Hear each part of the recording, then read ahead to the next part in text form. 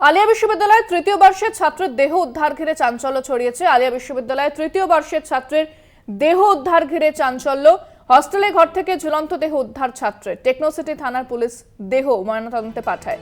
মৃত ছাত্র মালদার বৈষ্ণবনগরের বাসিন্দা। মৃত্যুর কারণ খতিয়ে দেখছে পুলিশ। আলিয়া বিশ্ববিদ্যালয়ের তৃতীয় বর্ষের ছাত্রের দেহ উদ্ধার। হস্টেলে ঘর থেকে ঝুলন্ত দেহ উদ্ধার ছাত্রের।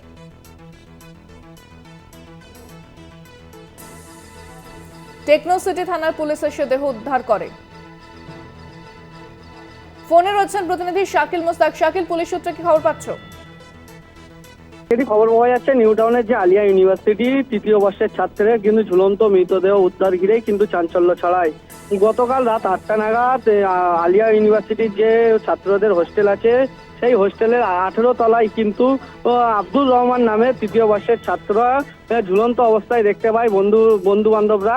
এরপরই কিন্তু টেকনোসিটি থানায় পুলিশের খবর দিলে পুলিশ এসে দেহটি উদ্ধার করে ময়নাতদন্তের জন্য আরজিকর মেডিকেল কলেজে পাঠানো হয়েছে।